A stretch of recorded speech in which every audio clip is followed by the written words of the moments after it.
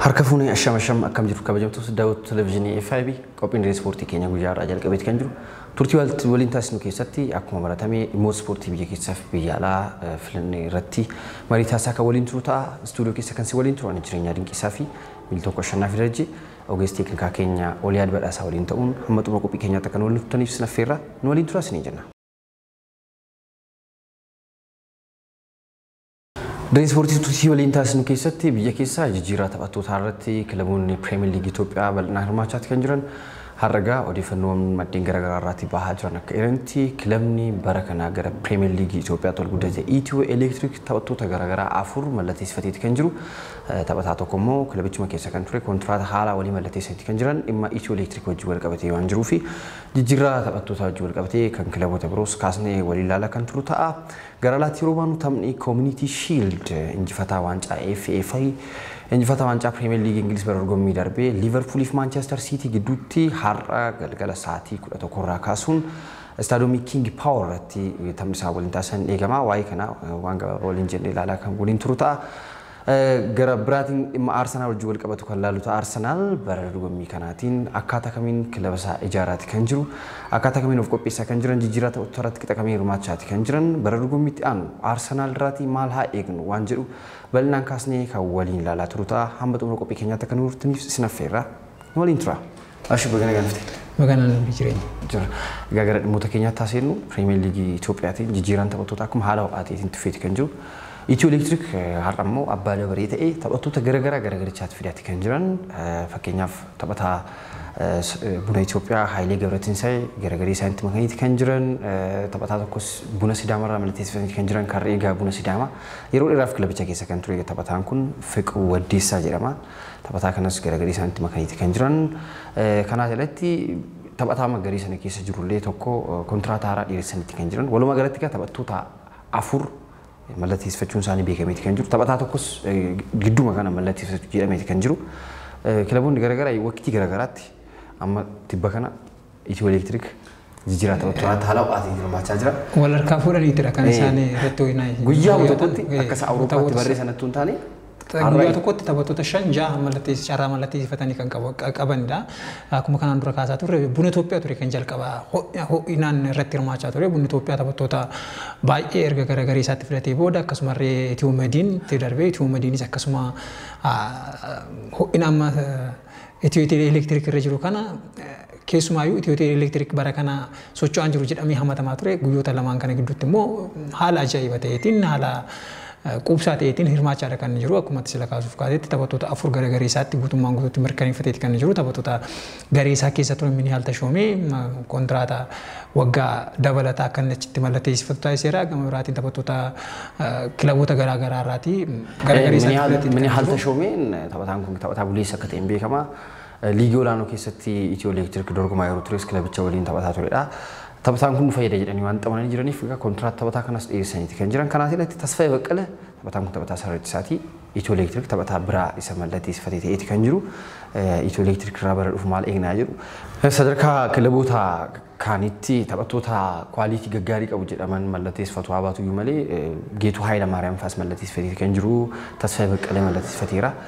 Bara dhufu gaa tarii iskwaadii isaanii bal'ifachuuf bakka hanqinni jira jedhamee yaadamutti immoo taphattoota isaanii taphattoota gareewwan biroorraatii garagarii isaanii jijjiirsuun suphaa taasisuuf kilaboonni hundumtuu waan danda'an gochaati kan jiran.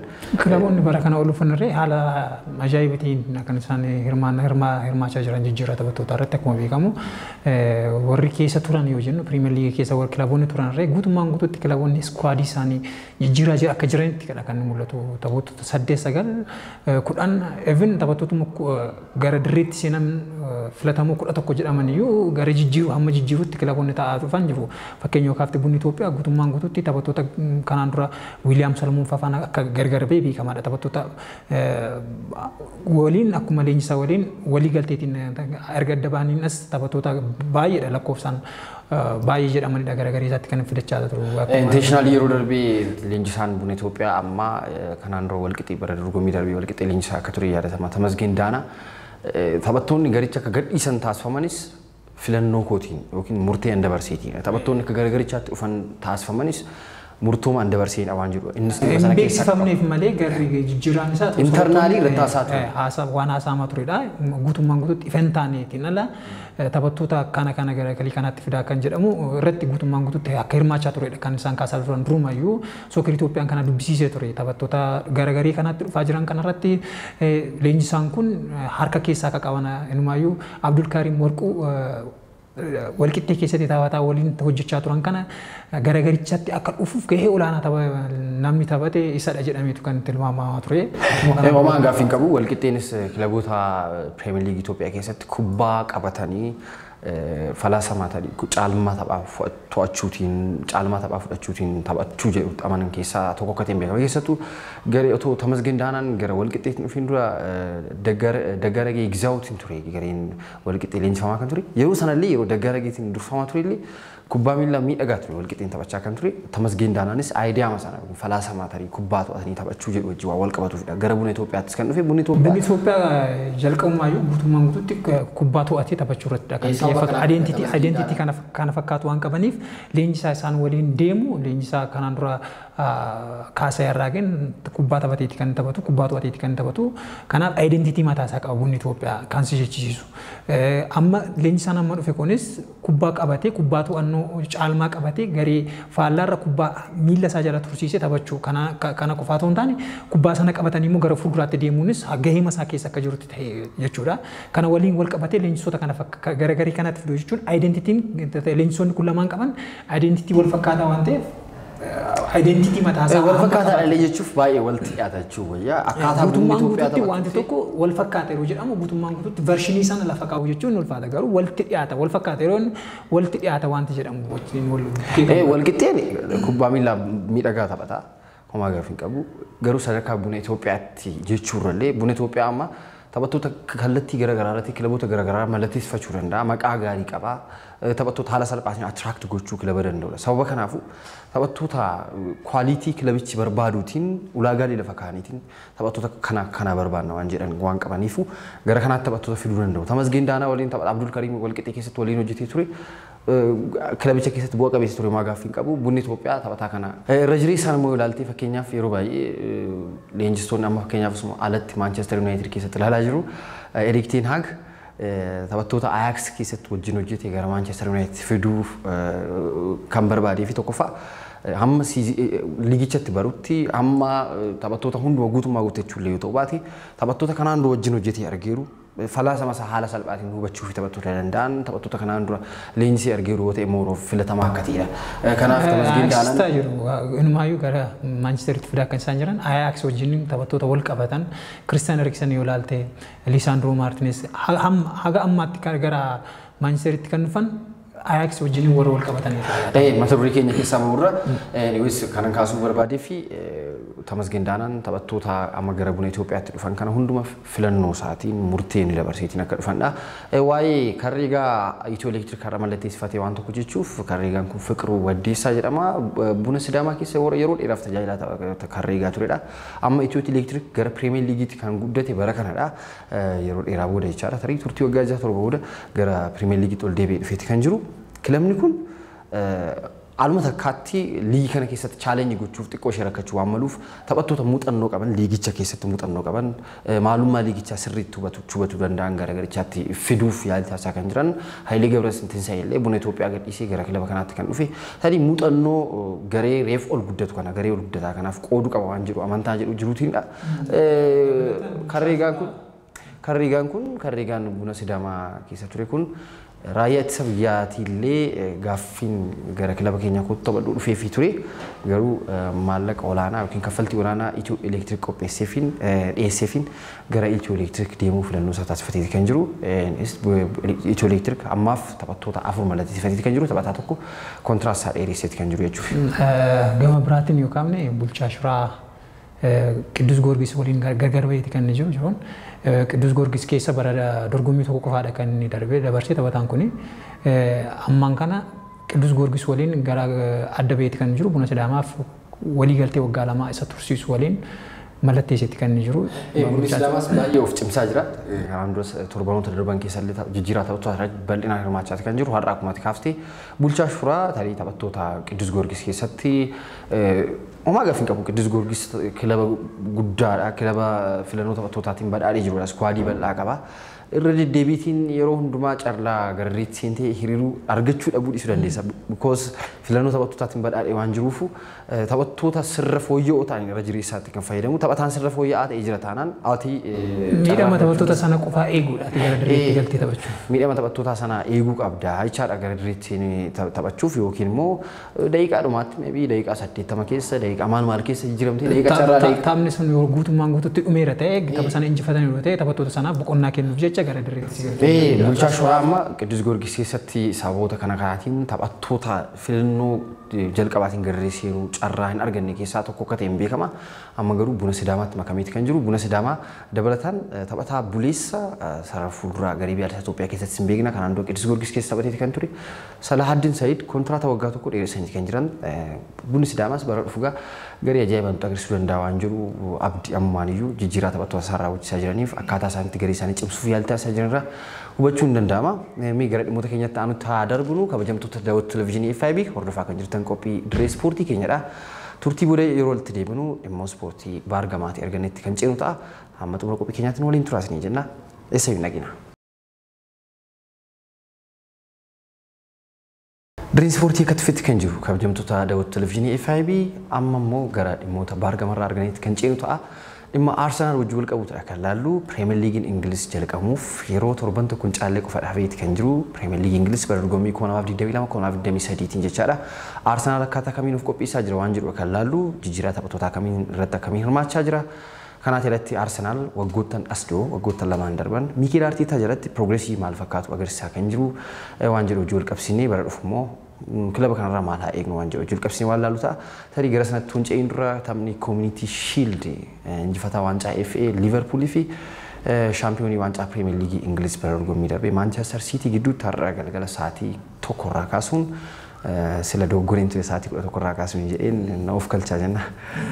Carraa kanaatiin King Power irratti waliin taphatu gareen Jurgen Klopp fi gareen Pep Guardiola Manchester Cityin tarii tapharraa galgala kanaatiin maalummaa bara dorgommii kanaa mul'isa jechuun yoo baanne ittiin ga'umsa isaanii illee waan madaalan sochii qaama ho'ifachuu wajjin wal fakkaata. Harka hiikkannaa waan fakkaatu fakkaata.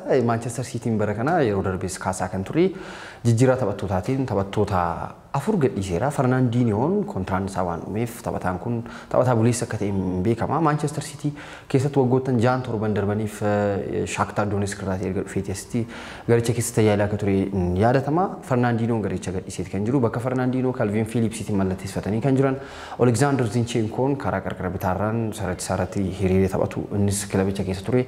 Taphataan kunis gara Arsenaalitti makameeti kan jiru. Bakka isaa tarii Mark Cucurella Brighton Hove Albion irratti mallatteessifachuuf ifaajaa jiru jedhamee kan jiru. Guardiola illee gaafatamee waa'ee Mark Cucurella waan tokko dubbachuun barbaadu. Homaa dubbachuun barbaadu. Inni ammaaf taphataa Brighton Hove Albion waa'ee taphataa kilaba biraa irratti dubbachuun barbaadu jedhee waa akka ta'eeti kan jiru. Kanaaf jalatti Manchester Cityin dabalataan taphattoota kanneen akka Gabriel Jesus fa'aa Raheem Sterling fa'aa gadhiiseeti kan jiru. Garuu sarara fuulduraa irratti Erling Braut Haaland taphataa sabiraa taphataa galchii akka sareessuuf taphataa akkana mallatteessifatee kan jiru.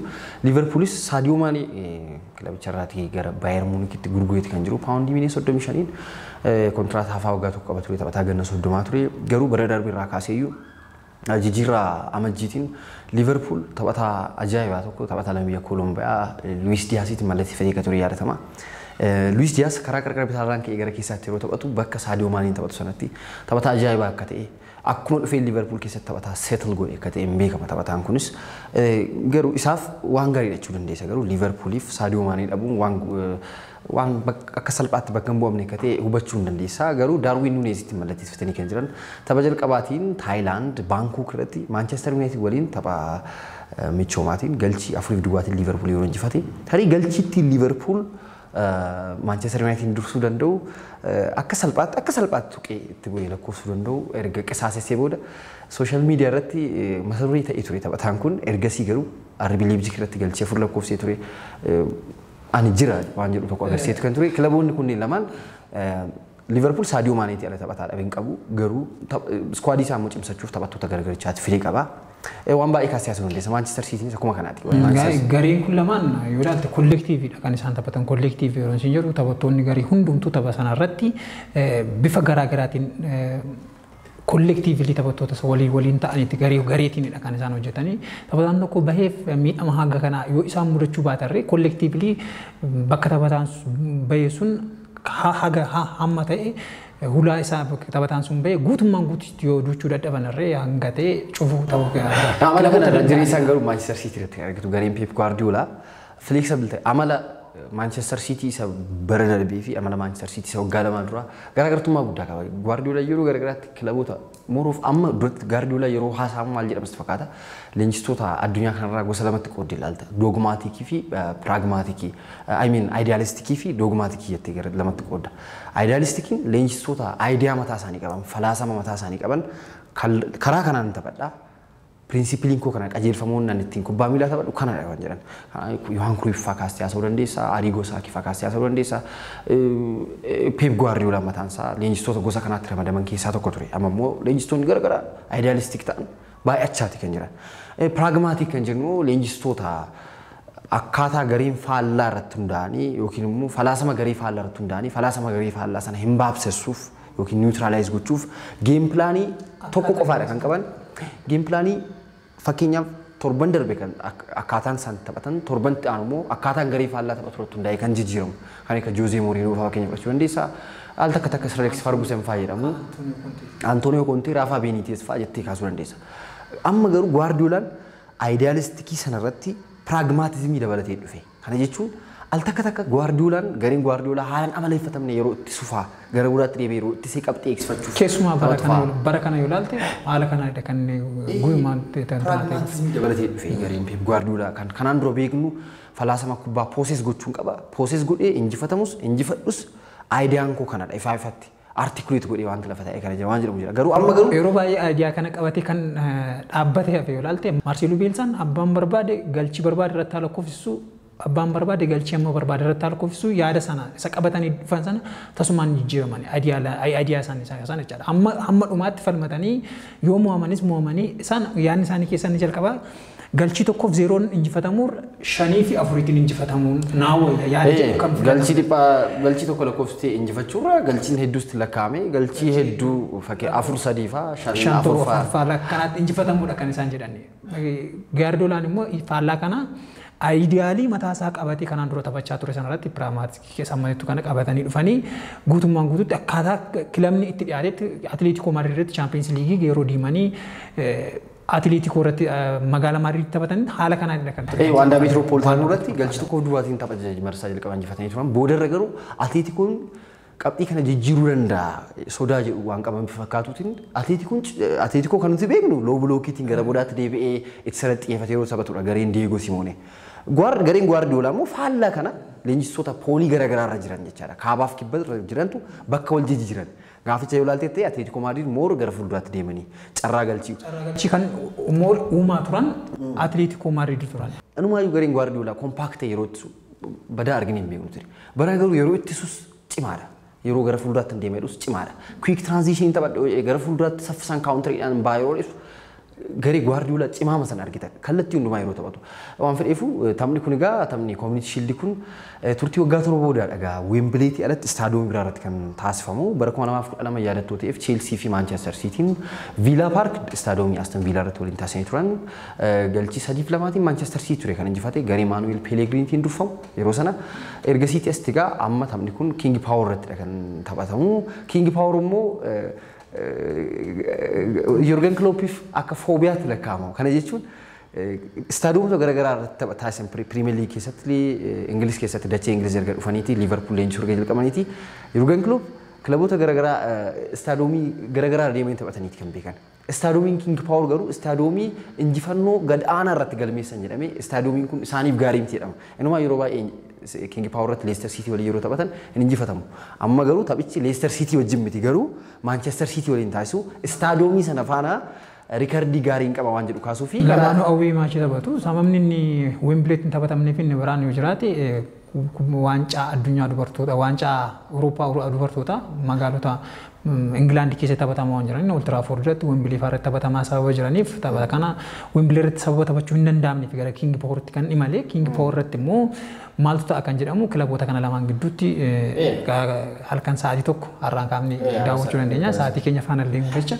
Tarii waan tokko kaasuuf dhuma irratti Liverpool taphoota Community Shield jahan darban taasise keessaa tapha lama qofaadha injifatee waancicha injifachuu kan danda'e waancichi akka waancaatti miti waancaa gargaarsaati maallaqni waancaa sanarraati taphicha injifannuu taphicha wajjin wal qabatee galii ta'u kilaba kamiifiyyuu Community Shield hawaasa rakkattoota ta'an gargaaruuf hojii tola ooltummaarra kan ooludha taphoota afur injifatameeti kan jiru kanaati alatti taphootan torban Community Shieldota tapha Community Shield torbaroota waggaa torban darban taasifaman keessa al takka qofaadha kilabni waancaa Premier League injifate waancaa Community Shield kan injifate inni iyyuu bara 2018 garee Maurizio Sarri Chelsea FA Cup injifateeti kan ture isa dura garee Antonio Conte Community Shield garuu Maurizio Sarri ture Chelsea qabatee taphicha garee Guardiola isa Premier League injifate waliin kan walitti dhufe yeroo sana Manchester City waancaa Premier League injifate abbaa waancaa FA Cup Chelsea injifate kan ture kanaaf jedhatti taphoonni torban darban keessa taphni ija kilaba waancaa FA Cup injifateetu injifatan Liverpool waancaa kana yeroo 15 kan injifate ture akkasuma Manchester United yeroo 21 Arsenal yeroo 16 Liverpool sarkaa dafara jira Manchester City yeroo jaadha kan injifate noggoruu dhaabadde Manchester United akkuma silaka amma kaaftee 21tiin dursaara sa'aatii keenya faana deemu sa'aatii keenya waliin deemuuf dhimma Arsenal wajjin wal qabatutti haaceenu Arsenal bara dorgommii kanaatiin yeroo gaarii dabarsaa jira jedhaniiti kan kaasan puundisoonni garaagaraa jijjiirraa taphattoota irratti akkaataa ajaa'ibaatti hirmaataa jira kan Gabriel Jesus bara kanagaa taphoota michoomaa yookiin immoo madaallii gahumsaa Arsenal taasisee ganna kanaatiin pre-season irratti Gabriel Jesus dhuunfaa isaatiin tapha yeroo hundumaa galchii lakkoofsaa jechuun danda'ama taphataan kun taphataa ajaa'ibaati Arsenal sara fuulduratti taphataa akka kanaa barbaadaati kan ture taphataa dargaggeessadha ganna 25 reefuu taphattoota sara fuuldura jiran Bukayo Saka fa'aa Emily Smith Rowe fa'aa Martin Odegaard fa'aa waliin Gabriel Martinelli fa'aa Edin Ketaan jira kanaati irratti Fabio Vieira bara kana Portugal malateeffatanii kan jiran sara fuulduratti Arsenal jijjiirraa taphattootanis yoo jette Alexander Zinchenko dhiyoo kana ofitti makateeti kan jiru torban darbee baay'ee isaa kaasniyaati kaasaati kan ture saratti isaarratti bakka Keeraan Teernii sanarratti taphataan kun yeroo Keeraan Teernii miidhamu yookiin gahumsi Keeraan Teernii gadi bu'u taphataa kan akka ajaa'ibaatti fayyadamuu dandeessa kanaati irratti gara sarara gidduutti seenellee taphataan kun carraawwan galchii uumuuf taphataan rakkanne akka ta'e garee biyyaaleessaa Ukraine keessatti nu agarsiisee kan jiru Manchester City illee tapha guyyaa dhumaatiin torban darbee kuma kaasuuf yaali taasisee Aston Villa waliin galchii 3-2 Aston Villa waliin taphachuun galchii 2 duwwaatiin durfama boodarraa ka'ee galchii 3 lakkoofsuun galchii 3-2 injifachuun waancaa Premier League Liverpool injifachuuf qarqara ga'ee ture Liverpool harkaa deebisee ofitti kan deeffate erga taphataan kun jijjiirameeti jechuun dandeenya taphataan kun galchii jalqabaa Ilkay Gundogan lakkoofsee fi kan Rodri lakkoofsee ishee lammaffaatti wal qixxaatan sana ka'umsi ishee taphataa kanarratti ture kan taate baay'ee taphataa offensive minded ta'edha yeroo itti taphataan kun taphataa tuffatamu taphataa gaariidha taphataa winning mentality gaarii qabudha Manchester City waliin yeroo garagaraatti bara 2016 kaasee garicha waliin ture waancaa garagaraa injifateeti kan jiru taphataa akka kanaa squadii keetti dabalachuu jechuun taphattoota kanaan doomee yoo laallatee waa'ee Arsenal baruutan darban Arsenal bara kana akkuma beekamu jijjiirratti haala ajaa'iba ta'een kan hirmaataa jiru. Numaayyuu taphattoota afur garaagaraa bakka garaagaraa taphatan garaagarii isaatti fidanii kan isaan jiran sana qofa osoo hin taane taphattoota kanaan dura garee isaanii keessa turan iskuwaadii isaanii keessa turan ga'uu ga'umsa wal fakkaataa agarsiisuu dadhabaniif gara ergi isaaniitiin kilaboota garaagaraatti kennanii achitti ga'umsa isaanii ol guddisanii taphattoonni dhufan jiru kan akka William Saliba fa'aa kaasuu dandeessa. Numaayyuu William Salibaan bara kana taphattoota sarara duubaa Gabriel Magalhaes fi Ben White qabamee ture cabsee seenee taphattoota kana faana carraan taphachuuf qabu olaanaadha jedhameeti kan eegamu. So kana wajjin wal qabsiiftee Arsenal bara kana maalirraa eegna yoo jettee yoo kaafte Arsenal kanaan durarraati sadarkaa 8ffaa 6ffaa 5ffaa irra ture gara arfaffaatti carraan fiduuf qabanis akkamittiin deemasa jedhu kanarratti kaasuun dirqama waan Giraafisa walaatti amma Arsenal waggoottan bara dorgommii 2017 irraa kaasee baroota dorgommii darban giraafisa kaastee olaalte Arsenal sadarkaa 6ffaa 5ffaa bara dorgommii lamatti aansu sadarkaa 8ffaa qabatee ture kan ture isaaniyyuu Arteta jalatti Arteta of course half season walakkaa tokko sajal qaba 8ffaa sabaan walakkaa boodadha Unai Emerytiin qabamee half season irratti dhufee suman jechaa jiru jechaadha Bararbeemu sadarkaa shanaffaa qabataniitti kan xumuran bara dorgommii darbee jalqaba irratti Arsenaal taphoota 3 otoo international breakii hin bahin dura Arsenaal taphoota 3 injifatamuun galchii uummata lakkoofsiin galchiin 12 irratti lakkaa'amee galchii 12 keessummeessee Arteta out waan jedhamu kaa'atu kan ture deeggartoonni Arsenaal social media irratti kallattii garaagaraatiin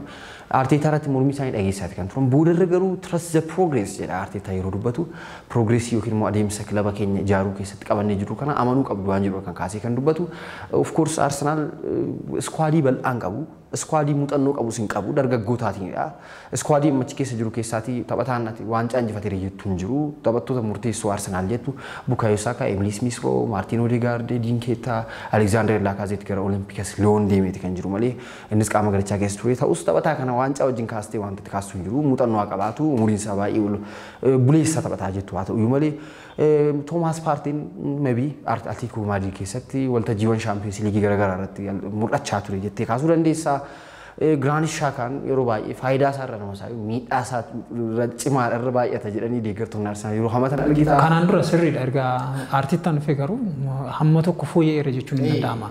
Decision making irratti kanaan dura garee Arsenaal decision making inni hojjetu yeroo inni balaaf saaxilu argaa turre garuu erga bara kanallee jijjiirama guddaa agarsiisa haa ta'u garuu akkuma jirutti ta'ee rakkinoota inni qaban akkuma jiranitti fufanitti ta'ee garuu isa kanaan dura argaa turre eenyumaayyuu yeroo deeggartoonni maqaa isaa waamanii arrabsoo garaagaraa irraan gahaa turan jira deeggartoota faana Biyyaattoota bara darbee Arsenaal Manchester City waliin taphataa jiratti Emirates irratti natti fakkaata galchii tokkoof duwwaatiin dursaa turanii boodarra duguggura isaatiin Arsenaal galchii 2-1tiin injifatame Manchester City boodarraa kee galchii 2-1tiin Arsenaal squadii muuxannoo hin qabne jechaa turre kubbaa miilaa ajaa'ibaa flow gaarii qabu kanaan dura mana Arsenaal keessatti amaleeffatame sana taphachaati kan jiran Nicolas Pepe Arsenaal keessatti qixa barbaadamuutiin perform gochaa jiru maallaqa olaanaa itti bee gargarichaatti dhufe maallaqa reekardiitiin gargarichaatti dhufe waan baay'ee kaasuu dandeessa waa'ee Arsenaal bakka kanaatti kaastee jechaadha garuu bara kana immoo waancaan addunyaas ji'a Noovembarii keessa sadaasarraa kaasee waan gaggeeffamuu fi taphattoonni Arsenaal tarii kanaan dura hamma ammaatti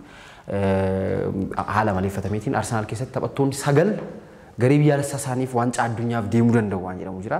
Garuu Alexander Zinchenko garee biyyaalessaa Ukraine waancaa addunyaa irratti waan hirmaanneef Arsenaal isee hin deemu. Kanaaf irratti taphataan sirriitti isaa qarqara bitaan kan biraa Kieran Tierney jira.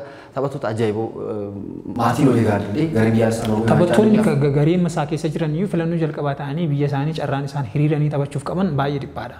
Bukayo Saka ala kaasuutiin ala Gabriel Jesus jechuun Granit Xhaka garee biyyaalessaa Switzerland Gabriel Jesus jijjiiramee seenuu danda'a yookiin taphoota tokko lama irratti akkuma gara diriitti seenee taphachuu danda'a. Kanaan ala Martin Odegaard guutummaan guutuutti waancaa addunyaatiin ala. Hin beekamu garuu fakkeenyaaf Thomas Partey jira Granit Xhaka garee biyyaalessaa Switzerlandiif dursaa taphatu akka ta'e beekama tarii immoo Aaron Ramsdale ga'umsa ajaa'ibsaa agarsiisaa jiru kanaatiin garee biyyaalessaa Ingiliziif Jordan Pickfordiitiin caalee ga'umsa bara darbee agarsiisaa ture sanaatiin Gareth Southgate taphataa kana filachuu danda'u jedhama garuu walumaa galatti taphattoonni 9 garee biyyaalessaa isaanii bakka bu'anii waancaa addunyaaf deemuu waan danda'aniif Arsenaal hamma waancaan addunyaa ga'utti taphoota 16 taasisa Premier Leaguetiin hamma sanaatti momentamii gaariitiin deemee sana booda immoo tarii hin beekamu gaa yeroo baay'ee international virus wanta jedhamu jira ji'a ja'aatiin yeroo dhufuyyuu muudii taphattoota balleessee deema yeroo baay'ee jechaadha taphattoota 3 taphoota 4 walitti aansanii galchii wal lakkoofsanii international breaking yeroo dhufu international breaking deemanii achitti miidhama keessummeessanii miidhama maafaa keessummeessanii garee isaaniif deebi'anii tajaajila kennuu yeroo dhabanfaa waan baay'ee waan argituuf waancaan addunyaa kun mataansaa taphattoota garee isaanii keessaatii taphattoota hedduu garee biyyaalessaaf erganiif oduu gaarii qabatee dhufu isuma waan jedhamu kaasuu dandeessa. Sirriidha kana waliin wal qabsiifnee wanti qabnu jiraate Arsenaal bara kanaatiin miidhamni waancaa addunyaa isa mudata wanti jedhu yoo jiraate kilaboota kaaniin ala amma kana miidhamni isa mudata jedhee yaadu taphattoonni isaanii gara waancaa addunyaa imalaniif kilaboonni harki caalaan taphattoota isaanii gara waancaa addunyaatti deeman jiru. Haa ta'u malee Arsenaal kollektiivlii amma kan jijjiiramni fayyadu kilaboonni garaagaraa erga waa tokko hin amanan jireenyaan.